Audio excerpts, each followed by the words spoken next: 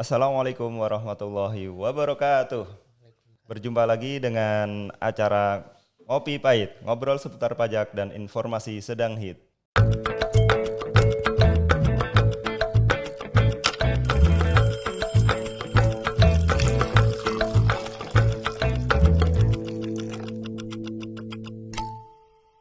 Apa kabar kawan pajak semua? Pada kesempatan kali ini, berjumpa kembali dengan saya, salah satu dari penyuluh pajak dari KPP Pratama Jakarta Polgadung.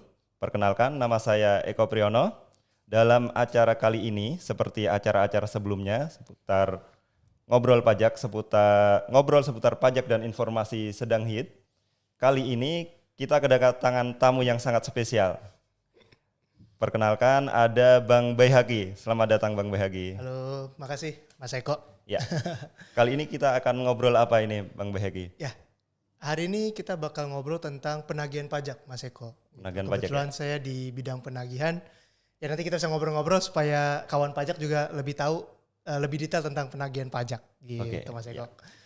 Ya, kawan pajak semua, sebagaimana diketahui bahwa kewajiban perpajakan itu ada 4. Ada dari daftar, kemudian hitung, kemudian lapor. Ada 4 ya, saya kelewat satu nih. Daftar, hitung, bayar, dan lapor. Oke. Ya, dari situ semua, kalau tata caranya udah dilakukan dengan benar, pendaftaran benar, kemudian ada penghitungannya benar, pembayaran benar, dan pelaporan benar, otomatis nggak akan sampai ke penagihan ya Bang Bay. Pastinya Mas Ya. Eko. Karena ada yang tidak sesuai, bisa jadi timbul ke pengawasan, pemeriksaan, timbul akhirnya ke penagihan. Bisa diceritakan Bang Baihaqi, Iya. penagihan itu apa sebenarnya sih? Penagihan itu kalau kita bahasa undang-undang nih, bahasa undang-undang dulu kayak Mas Eko ya. Kalau bahasa undang-undang tuh serangkaian tindakan agar penanggung pajak melunasi utang pajak dan biaya penagihan pajak. Nah, dengan cara menegur atau memperingatkan, melaksanakan penagihan seketika sekaligus, memberitahukan surat paksa, mengusulkan pencegahan, melaksanakan penyitaan, dan melaksanakan penyandaran juga menjual barang yang telah disita.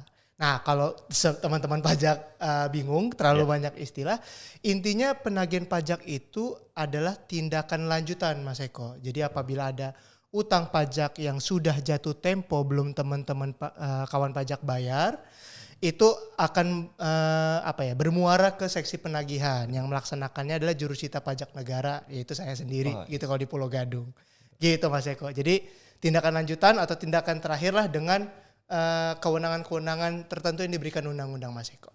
Seperti itu bahasanya istilahnya tindakan lanjutan ya, setelah ada pengawasan, ada surat tagihan pajak, ada ketetapan pajak dari pemeriksa.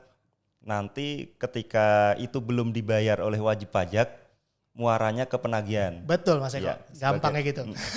Sebagaimana diketahui Bang Baihaqi ini salah satu jurusita pajak. Betul. Ya, jurusita pajak ini di bagian penagihan ya. Betul Mas Eko. Istilahnya dari rangkaian tindakan penagihan itu awalnya dari apa sampai apa sih Bang Bay? Kalau boleh diceritakan. Siap. Jadi kawan pajak tahu bahwa seperti Mas Eko bilang tadi, surat tagihan pajak atau surat ketetapan pajak itu kan ada jatuh temponya Mas Eko. Ya. Yaitu 30 hari ya, 30 hari. Nah, nanti 7 hari sejak jatuh tempo masih belum kawan pajak lunasin, itu baru masuk ke kami di sesi penagihan. Dimulai dengan surat teguran yang kami kirimkan ke alamat kawan pajak semua yang terdaftar di KPP atau di NPWP-nya Mas Eko. Nah, 21 hari sejak surat teguran itu sampai, kawan pajak masih belum bayar juga utang pajak dan biaya penagihan pajaknya, maka kawan pajak akan diterbitkan surat paksa. Nah, ini biasanya jurusita akan hadir langsung Mas Eko, akan hadir langsung ke tempat kedudukan kawan pajak semua. Nah, kalau misalkan kawan pajak hadir, nanti kami akan bacakan nih berita acara penyampaian surat paksanya. Nah, tapi kalau misalkan kawan pajak ternyata tidak hadir, yaitu bisa kita titipkan di kelurahan setempat atau kita tempelkan di papan pengumuman KPP Mas Eko. Jadi buat kawan pajak yang suka ke kantor pajak mungkin sering-sering tuh lihat papan pengumuman Mas Eko. Takutnya ada surat paksa atas nama kawan-kawan pajak semua. Nah itu kalau sudah surat paksa Mas Eko, jangka waktunya jadi 2 kali 24 jam. 2 kali 24 jam kawan pajak belum melunasi utang pajak dan biaya penagihan pajak, maka kami mulai melakukan penyitaan. Penyitaan itu bisa aset bergerak, tidak bergerak, termasuk juga pemblokiran rekening. Seperti itu. Nah nanti setelah kami sita, itu ada waktu 14 hari. Belum lunas juga, kita umumin lelang. 14 hari kemudian masih belum lunas juga, kita lelang barang sitaan kita Mas Eko. Tapi kalau misalkan tadi pemblokiran rekening dari beberapa instrumen keuangan itu namanya bukan dilelang Mas Eko, tapi di pemindah bukukan. Ya. Betul. Nah, setelah penyitaan, pelelangan atau pemindah bukuan masih belum cukup, ada tindakan lagi Mas Eko, yaitu pencegahan berpergian ke luar negeri. Nggak bisa jalan-jalan ya Bang? Betul, nggak bisa jalan-jalan, nggak bisa pokoknya rekreasi di luar Indonesia tuh nggak bisa Mas Eko. Itu jangka waktunya 6 bulan dan bisa diperpanjang 6 bulan. Tapi tetap ada kriteria tertentu Mas Eko gitu untuk bisa diajukan penyanderaan dan pencegahan. Nah, udah kesebut barusan kalau pencegahan masih belum dibayar juga, penagihan pajak ini itu levelnya sampai penyanderaan Mas Eko. Penyanderaan ya. Seperti itu. Jadi rangkaian seperti itu, gerbangnya itu adalah surat teguran, penutupnya itu penyanderaan Mas Eko. Siap. Okay. Ya, cukup panjang juga ya kawan. Betul. Jadi tapi harusnya kan ada yang menunda nggak sih ini tindakan penagihan ini? Misalnya apa sih? Apakah serta-merta ketika ada surat tagihan pajak atau ada surat ketetapan pajak itu dari jurusita pajak di KPP itu langsung menagih, atau ada tindakan atau upaya-upaya dari wajib pajak yang bisa menunda tindakan penagihan ini? Oke. Jadi buat kawan pajak, kami itu penagihan pajak itu ya semua kita ya Mas Eko ya. Di DJP itu kita kerja by system, dan sistem kita itu matching antara seksi dan seksi yang lain, antara proses bisnis yang satu dengan proses bisnis yang lain. Jadi kami itu mulai menagihkan apabila atas ketetapan atau kohirnya kawan pajak semua itu sudah ingkrah Mas Eko. Artinya tidak diajukan keberatan atau tidak diajukan penundaan atau pengangsuran gitu. Jadi selama itu tidak kawan pajak lakukan, kami dari seksi penagihan jurusita pajak akan memulai tindakan penagihannya itu Mas Eko. Gitu. Berarti kita fair ya, kita adil ya. Berarti Betul ketika Mas ada surat tagihan pajak, ketetapan pajak, ternyata wajib pajak merasa itu tidak benar, tidak sesuai, bisa mengajukan upaya hukum. Betul. Mulai dari keberatan, banding, sampai peninjauan kembali. Betul. Ya. Jadi jurusita itu tidak akan bergerak ketika tagihan pajak STP SKP itu belum inkrah. Betul ya. Mas Eko. Oke, tadi kan ada banyak tuh Bang Bayhaki, ada surat teguran, ada surat paksa, kemudian ada penyitaan, hingga level yang paling tinggi itu penyanderaan atau yang lebih dikenal dengan gizeling ya. Gizeling, betul Mas Eko. Tapi kadangkala kan ada dimanfaatkan oleh istilahnya yang oknum yang kurang bertanggung jawab. Misalnya surat teguran itu apakah mungkin lewat WA atau email itu Bang Bay? Soalnya kan banyak nih berseliweran. Ada terima email, ada tagihan pajak, kalau tidak konfirmasi silahkan klik link berikut. Itu sebenarnya seperti apa sih penyampaian surat teguran itu? Apakah mungkin lewat WA, lewat email, atau seperti apa Bang Bay? Baik, izin Mas Eko. Jadi betul, kita juga lagi banyak ya Mas Eko ya penipuan mengatasnamakan institusi kami, Direktorat Jenderal Pajak. Seragam dengan seksi-seksi lain, yang surat-surat produk hukum dari DJP itu semua pasti dikirimkan resmi Mas Eko. Untuk surat teguran itu SOP-nya masih dikirimkan Mas Eko. Jadi surat akan kami post ke alamat yang kawan pajak daftarkan di KPP kawan pajak atau yang tertera di NPWP. Jadi kalau kawan pajak sudah pindah alamat, yaitu mohon segera diupdate Mas Eko gitu. Jangan sampai kawan pajak dari awal daftar sampai hari ini ternyata ada perpindahan tidak mengupdate, yaitu resikonya Mas Eko nanti suratnya entah sampai ke pemilik tempat baru, jadinya bocor datanya sendiri gitu, diketahui orang lain yang tidak berhak tahu, atau malah kempos gitu. Nah tapi kalau untuk yang surat paksa Mas Eko itu nggak akan kita post, tapi petugas datang. Petugas datang ya. Kalau kalau kawan pajak semua masih ada di tempat kedudukannya, otomatis bakal ketemu sama jurusita tuh. Nanti akan menyampaikan surat paksa secara langsung dan dibacakan berita acara penyampaian surat paksanya. Kalau misalkan nggak ada yang sudah saya sebutkan tadi, ya kita pasti ke kelurahan atau kita umumkan di papan pengumuman kantor kita, Mas Eko. Gitu. Jadi jangan khawatir, itu nggak ada tuh via WA, via email, dan itu bahkan kadang permintaan WP pun kami nggak mau, Mas Eko, karena kan ya kita teguh pada SOP yang sudah diundang, apa yang diatur undang-undang, bahwa harus disampaikan langsung dan dibacakan untuk surat paksa, untuk teguran harus dikirimkan. Gitu. Oke, Mas Eko. Berarti kalau selama ini kawan pajak terima email, terima WA bahwa ada surat tagihan pajak, perlu diklarifikasi dulu ya ke KPP. Pastinya, ya. Mas Eko. Bisa jadi itu tidak sesuai dengan ketentuan. Betul. Ya, jadi untuk itu mungkin perlu diklarifikasi. Terus tadi ada yang perlu yang disampaikan Bang Bay, cukup harus diupdate juga. Pasti, alamat wajib pajak.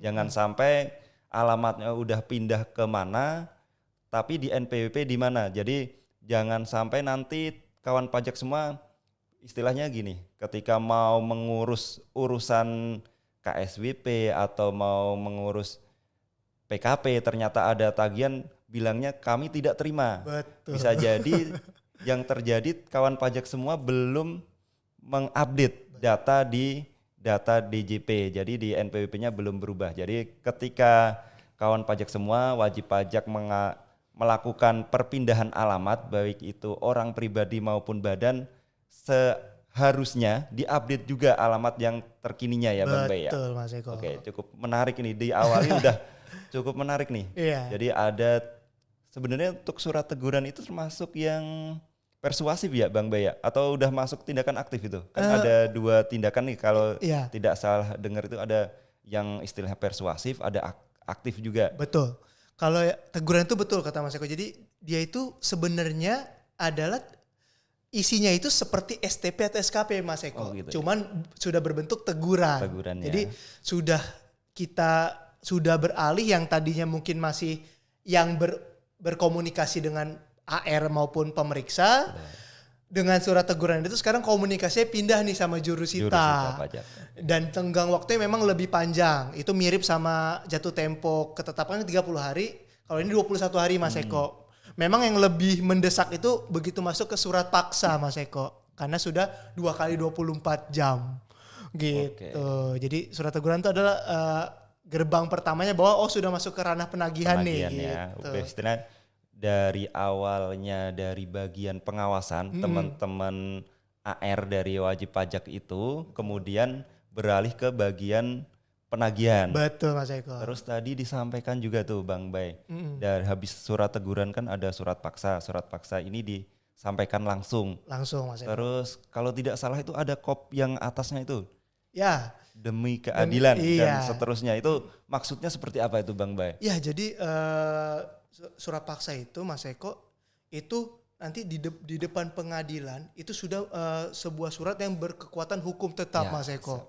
Jadi kita bisa langsung melakukan penyitaan, kita bisa langsung melakukan pelelangan semua rangkaian, karena surat paksa itu memang sudah menjadi sebuah ketetapan hukum di depan pengadilan gitu, Mas Eko. Berarti ketika ada surat paksa ini udah mulai berbahaya nih. Iya.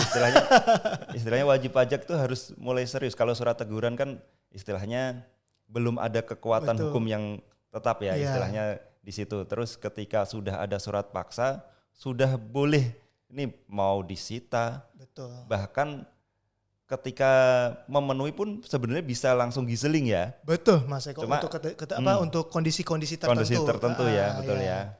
Tadi sebelum sampai ke tindakan yang paling ujung nih, kita satu-satu habis surat paksa. Terus ada pemblokiran juga, sama pencegahan. Kalau tadi pencegahan ke luar negeri ya. Iya, ada juga, Mas. Itu ada syarat-syarat khususnya enggak sih? Apakah seluruh tagihan pajak yang udah terbit surat paksa itu nanti akan diblokir, akan dicegah, atau untuk tindakannya blokir sama cegah ini ada kriteria-kriteria tertentunya, Bang Bay? Oke, kalau pemblokiran itu, Mas Eko, satu-satu ya. Kalau pemblokiran itu tidak ada nominal minimal. Nggak ada nomor. Yang penting sudah disampaikan surat paksa gitu. Jadi memang penagihan ini rangkaian Mas Eko. Jadi satu aja kelewat atau kawan pajak karena tadi belum update alamat, di telepon nggak ganti nomor telepon pun nggak update, jadi nggak tahu apa-apa, tahu-tahu keblokir, itu bisa Mas Eko. Bisa ya? Bisa. Makanya jadi pentingnya mengupdate identitas diri di kami di Ditjen Pajak itu sepenting itu Mas Eko. Saya lanjutkan, untuk blokir itu tidak ada minimal utang, yang penting sudah disampaikan surat paksa, maka kita bisa melakukan pemblokiran rekening. Kalau untuk orang pribadi maupun pasangannya orang pribadi. Kalau untuk yang badan itu baik yang badannya sendiri maupun para pengurus dan pemegang sahamnya Mas Eko. Untuk pencegahan betul Mas Eko, itu ada minimal hutang pajak 100 juta. 100 juta ya. Dan kriteria-kriteria lain seperti misalkan ada tanda-tanda meninggalkan Indonesia selama-lamanya, mau pilot, likuidasi, dan lain-lain. Itu ada banyak kriterianya, ada di PMK 61 tahun 2023. Ini udah di spill Bang Bay PMK 61 2023. Berarti seluruh tindakan kegiatan penagihan itu mesti ada dasarnya ya Bang Bay ya. Apakah dari undang-undang atau dari apa tadi, berarti kan salah satunya ada PMK 61 tadi. Betul. Mungkin sedikit mundur lagi nih. Berarti dasar pelaksanaan tindakan penagihan itu apa sih Bang Bay? Berarti kan ada aturannya tuh. Siap. Dasar tindakan penagihan itu undang-undang Mas Eko. Undang-undang ya. Jadi levelnya udah UU. Yaitu Undang-Undang Nomor 19 Tahun 2000 tentang perubahan Undang-Undang 19 Tahun 97, yaitu tentang penagihan pajak dengan surat paksa Mas Eko. Nah, penjelasan detailnya dan yang paling update-nya itu ada di Peraturan Menteri Keuangan Nomor 61 Tahun 2023 tentang tata cara pelaksanaan penagihan pajak atas pajak yang masih harus dibayar. Itu detail Mas Eko. Siapa itu penanggung pajak, objek-objek apa yang bisa disita, rangkaian tindakan semua ada di situ Mas Eko. Berarti tidak sembarangan asal melakukan penagihan ya. Pastinya Mas Eko. Jadi selama ini istilah jurusita pajak, salah satu pelaksana tindakan penagihan pajak di Direktorat Jenderal Pajak itu melaksanakan ketentuan yang udah diatur di undang-undang. Betul Mas. Dan ketentuan tata cara lebih lanjut diatur di PMK, Peraturan Menteri Keuangan Nomor 61 Tahun 2023. Betul Mas Eko. Ya. Tadi udah sekilas sudah disampaikan oleh Bang Bayhaki juga terkait tindakan penagihan itu dikenakan ke siapa? Apakah ketika saya yang berhutang sebagai pemilik perusahaan itu yang dikenakan tindakan penagihan untuk dilakukan pemblokiran, penyitaan, apakah sampai ke pencegahan dan penyanderaan? Kan nggak mungkin itu badannya yang disandra. Betul. Kan berarti ada orangnya yang dimasukkan penjara. Jadi mungkin bisa disampaikan Bang Bayhaki, ketika ini saya seorang individu nih, seorang kepala keluarga itu yang bisa diblokir, dicegah, bahkan sampai sandra itu siapa aja. Kemudian nanti kita boleh bahas apakah kalau itu PT, CV, itu siapa aja sih istilahnya yang menjadi penanggung pajaknya itu Bang Bay. Boleh satu-satu mungkin. Boleh. Pertanyaan yang bagus banget Mas Eko, dan ini juga mungkin bisa menjadi edukasi buat kawan pajak semua bahwa memang masih lumrah di negara kita itu dalam mendirikan sebuah perusahaan Mas Eko, nama-nama yang dicantumkan itu belum semuanya ada kepentingan dan menerima manfaat Mas Eko. Dan itu pun sudah diatur di PMK 61 tahun 2023, kawan pajak bisa baca, itu ada di pasal 8 dan pasal 9. Untuk orang pribadi itu ada di pasal 8 Mas Eko. Jadi itu menjelaskan bahwa orang pribadi. Nanti dijelaskan lagi di pasal 23, itu bisa istri dan anaknya juga bertanggung jawab. Bisa kena juga ya? Betul. Kalau untuk yang badan itu di pasal 9 lengkap Mas Eko. Jadi WP-nya atau badannya, direksi Mas Eko, direktur utama, direktur, komisaris utama, komisaris, para pemegang saham sesuai proporsi, semua menanggung bersama Mas Eko. Jadi semua bisa dilakukan pencegahan ya, atau istilahnya pemblokiran, pencegahan, bahkan sampai ke penyanderaan ya. Betul, selama nama-nama tersebut ada di akte maupun di SPT Mas Eko. Jadi itu memang hati-hati kawan pajak, kalau misalkan kebanyakan di masyarakat tuh masih lumrah Mas Eko bangun PT sebenarnya yang punya kepentingan Mas Eko, tapi misalkan istri Mas Eko jadi komisaris, anaknya Ada jadi di direkturnya, itu sangat lumrah Mas Eko. Padahal tidak menerima manfaat, tapi begitu ada tindakan penagihan, jadi semuanya kena tuh Mas Eko, gitu. Ya, berarti kita juga harus aware ya, harus hati-hati juga, jangan sampai bisa jadi gini Bang Bay. Siap. Bisa jadi kita disuruh untuk bikin perusahaan, tapi yang menjalankan orang lain. Betul. Tiba-tiba nanti ada utang atau tagihan pajak. Berarti yang dikejar pertama kali yang ada di akte ya berarti Betul, ya. Mas Eko. Ini harus dicatat nih kawan pajak semua, harus diperhatikan, jangan sampai nama kita dicatut di akte perusahaan. Kalau perusahaannya aman-aman aja, nggak pernah istilahnya lalai dalam istilah perpajakan. Tadi kan ada istilahnya ada menghitung, membayar dan melapor, itu udah sesuai sih aman. Tapi Mas Eko. ketika orang kok minta istilahnya minjem nama buat bikin perusahaan, Iya. itu perlu dicurigai juga yang Banget Mas Eko, bahaya. Tiba-tiba kita diblokir, nggak bisa buat ngambil duit, itu berbahaya juga ya. Betul. Ternyata ya. Apalagi yang pakai perusahaannya ternyata nggak ada namanya di situ. Nggak ada namanya. Jadi ya udah, Bapak Ibu yang tidak menjaga perusahaannya itu dengan baik ya menanggung kerugiannya Mas Eko. Seperti itu. Tidak hati-hati. Oke, berarti tapi harusnya kan ada urutan-urutannya Bang Bay. Betul. Bisa jadi kan nggak mungkin langsung ke komisaris atau istilahnya misalnya saya yang berutang, tiba-tiba istri atau anak Betul. langsung diblokir. Berarti urutannya itu seperti apa sebenarnya? Kita bicara badan dulu. Kalau OP gampang ya Mas Eko ya. Nah. Pastinya OP yang bersangkutan. Kalau misalkan dia laki-laki lanjut ke istrinya. Bisa juga ke anaknya udah berusia 18 tahun ke atas atau yang udah dewasa lah. Dianggap dewasa oleh undang-undang kita. Gampang Mas Eko. Kalau yang badan. Kalau yang badan ini pastinya WP-nya dulu Mas Eko. Jadi perusahaannya dulu kita lakukan tindakan. Setelah itu direktur utamanya, komisaris utama, komisaris baru nanti lari ke pemegang saham. Seperti itu. Dan bisa juga pengurus sebelumnya. Pengurus sebelumnya bisa kena juga. Betul. Jadi kan namanya akta, ada akta pendirian dan akta perubahan-perubahan ya Mas Eko ya. Betul. Pastinya kita dalam melakukan tinpen akan menindak berdasarkan akta perubahan terakhir atau SPT yang terakhir dilaporkan tuh siapa aja sih pengurusnya Mas Eko. Tapi seringkali juga mungkin kawan pajak yang beli perusahaan nggak ngecek nih. Nggak ngecek ternyata masih ada utang pajak. Ya tenang saja, itu pengurus sebelumnya bisa kena juga. Tapi tetap kawan pajak duluan yang pengurus terakhir di akte perubahan terakhir. Dulu ya. Betul Mas Eko, gitu. Oh, berarti ada urutan-urutannya istilahnya. Betul. Ketika wajib pajak itu wajib pajak badan, Siap. PT, CV atau firma dan jenis yang lainnya, berarti atas nama badannya dulu, nama perusahaannya dulu. Ketika dia ada tagihan atau tunggakan pajak, berarti perusahaan itu dulu yang diblokir rekeningnya. Ketika itu nggak cukup, baru lari ke pengurusnya atau yang penanggung pajaknya. Betul ya. Betul Mas Eko. Siap. Berarti tadi udah sempat disinggung nih yang pemblokiran udah nggak ada ketentuan nih mau nominal berapapun.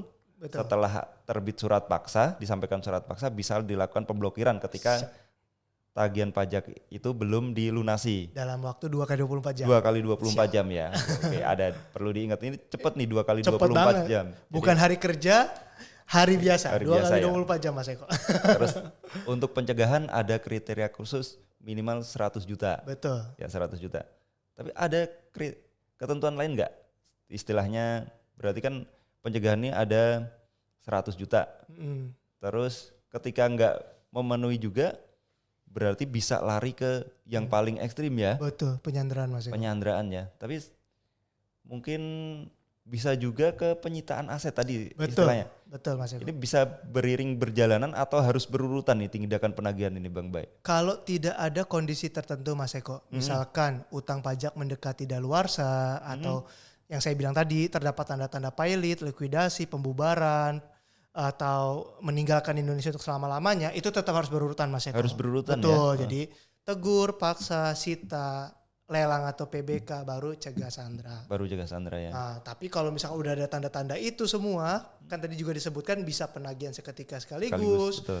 bisa langsung pencegahan maupun juga penyanderaan. Seperti itu Mas Eko. Jadi memang harus dilihat juga kondisinya, baru kita kaitkan memenuhi kriteria nggak untuk melompati sebuah tahapan. Tapi kalau kondisinya normal-normal saja, harus urut dulu Mas Eko. Gitu. Berarti ini istilahnya harus ada tindakan prinsip kehati-hatian ya kalau nggak salah ya berarti pasti, ya. Mas Eko. Berarti nggak mungkin langsung tiba-tiba disandra. Ya. Nah, berarti kan prosesnya kan juga sangat jauh ya ke situ. Yang penting istilahnya kawan pajak semua harus aware ketika ada tagihan pajak, ada surat teguran, sampai surat paksa ini harus mulai serius nih. Ketika tagihan harus segera diselesaikan. Paling nggak harus ada itikat baiknya juga dari wajib pajak ya. Betul Mas Eko. Jadi itikat baik bukan berarti datang ngomong nggak bisa bayar, bukan termasuk itikat baik ya. Yang dimaksud itikat baik mungkin harus ada istilahnya ya paling nggak nyicil atau seperti apa ya Bang Bay ya. Betul Mas Eko. Ada jaminan. Ada jaminan juga gitu. ya. Siap. Tadi kan ada sempat disampaikan juga penyitaan lelang. Itu prosesnya seperti apa sih biasanya Bang Bay kalau mau penyitaan lelang itu? Aset-aset apa aja sih biasanya? Siap. Mungkin dari yang paling sering dan paling cepat prosesnya itu pemblokiran rekening Mas Eko. Pemblokiran rekening. Jadi kawan pajak semua setelah 2 kali 24 jam kawan pajak tidak membayar pajak, utang pajak dan biaya penagihan pajak, kami Jurusita itu bisa melakukan pemblokiran rekening Mas Eko dan kawan pajak semua. Nah, sekarang itu sejak PMK 189 tahun 2020, kami itu bank itu wajib memberikan jawaban dari surat permohonan pemblokiran rekening kami itu berupa berita acara pemblokiran rekening dan informasi saldonya Mas Eko. Saldonya langsung dikasih langsung tahu. Gitu. Kami langsung tahu saldonya. Seketika kami tahu saldonya, kami bisa melakukan penyitaan Mas Eko. Penyitaan rekeningnya ya berarti. Betul. Kalau wajib pajak hadir, alhamdulillah. Pertama prosesnya bisa lebih mudah, kedua bisa ada obrolan terkait dengan penyelesaiannya.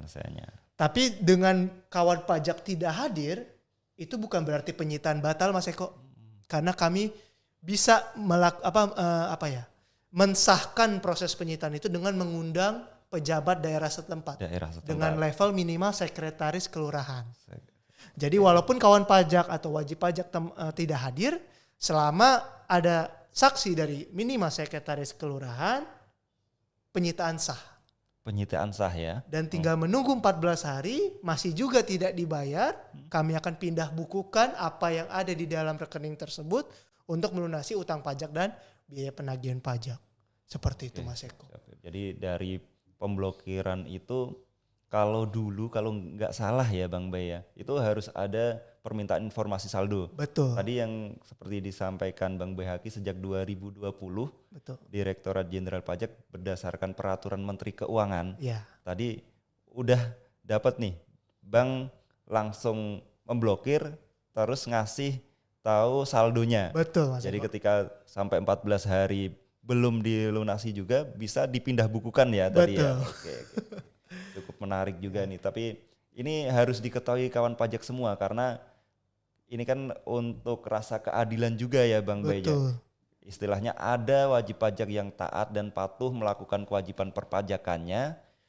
Bisa jadi ada juga oknum-oknum wajib pajak, kita sebut oknum bukan seluruh wajib pajak ya. Pastinya Mas Eko. Seluruh kawan pajak semua bisa jadi di Indonesia ini lebih banyak yang wajib pajak yang taat perpajakan. Jadi ketika ada yang tidak taat pajak otomatis harus dilakukan penegakan hukum juga ya demi rasa keadilan yang patuh-patuh nih. Benar Mas. Masa yang rakyat kecil aja kewajiban perbank misalnya di atas 60 juta sudah kena pajak, istilahnya di atas penghasilan tidak kena pajak PTKP, istilahnya karyawan sudah kena pajak, tapi yang orang-orang kaya ini nggak mau bayar pajak. Harus kita ingatkan juga salah satu caranya berarti dengan cara penagihan pajak tadi ya. Pajak, betul Mas Eko. Oke, mungkin kita lanjut ke yang tadi aset boleh. Izin Mas Eko, kawan pajak semua, kami Direktorat Jenderal Pajak itu bisa berkoordinasi Mas Eko dengan Samsat, BPN,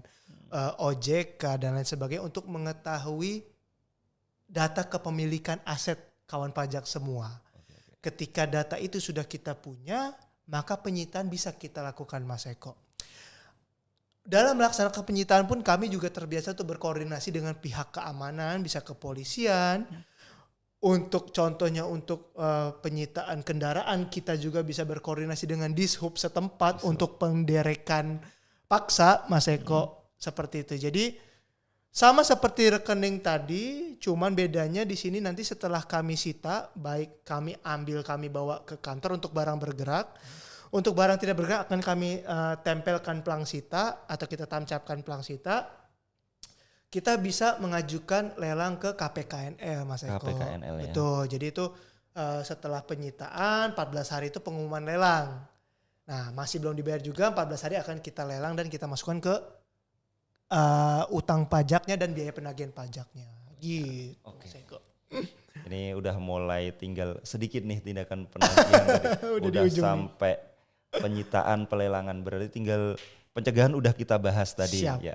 Berarti tinggal satu nih yang cukup serem banget juga Mas ya. Eko sebenarnya.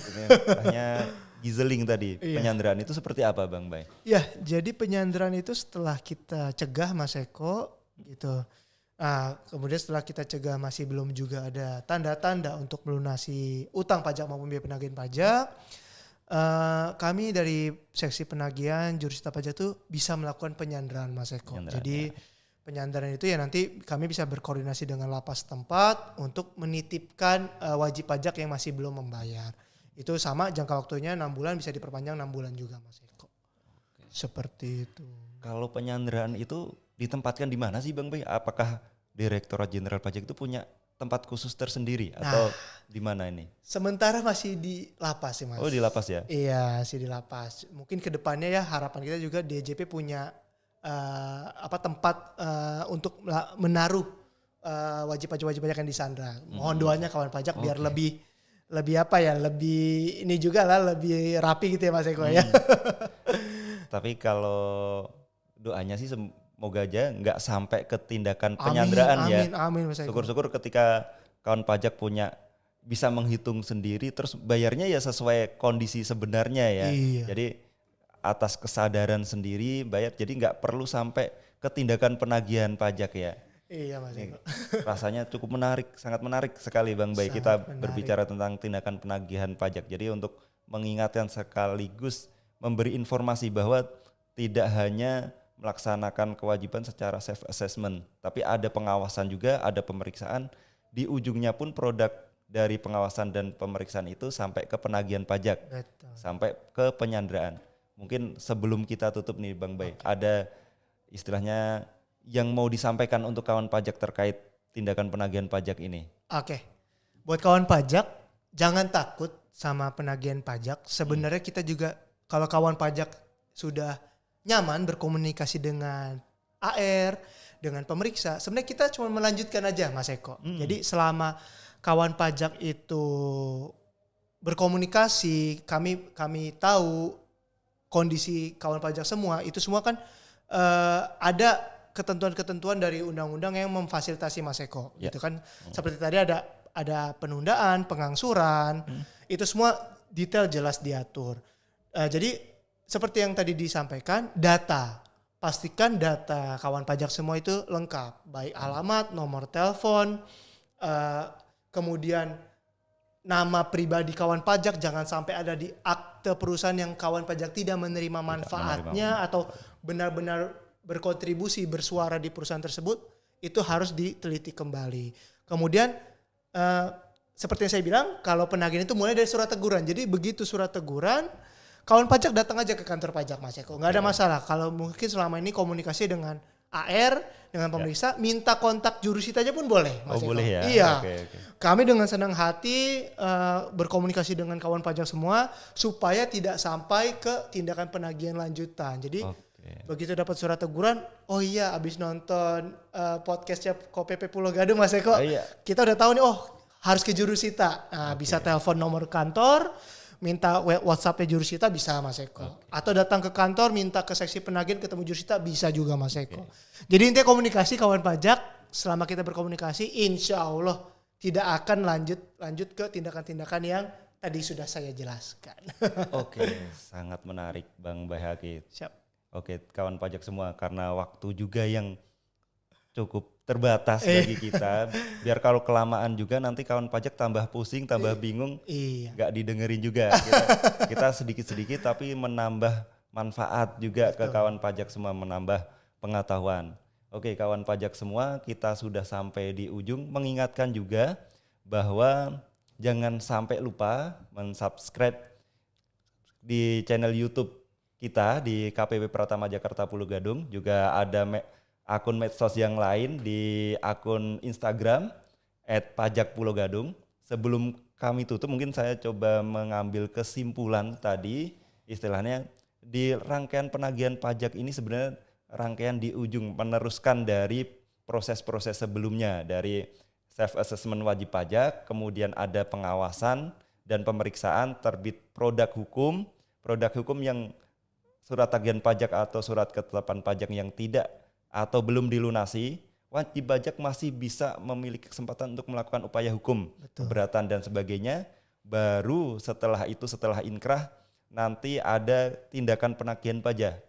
Tindakan penagihan pajak ini juga dimulai dari surat teguran, diinformasikan dulu. Ini udah berpindah ke ranah penagihan. Betul. Ketika tidak dilunasi, baru nanti ada surat paksa. Surat paksa ini yang titik masuk untuk rangkaian-rangkaian pajak, tindakan penagihan yang selanjutnya. Jadi untuk itu kawan pajak ketika ada surat tagihan pajak atau surat teguran pajak, silahkan berkomunikasi. Intinya tadi yang disampaikan Bang Baihaqi, perlu komunikasi, jangan takut. Yang penting nanti dilunasi, jangan komunikasi aja tapi dilunasi ya Bang Baih. Betul. Ya, saya kira itu kawan pajak semua pembahasan kita di acara podcast kita, podcast Ngopi Pahit, ngobrol seputar pajak dan informasi sedang hit bersama saya Eko Priyono, penyuluh pajak KPP Pulau Gadung, dan Bang Baihaqi, Jurusita Pajak Negara KPP Pratama Jakarta Pulau Gadung.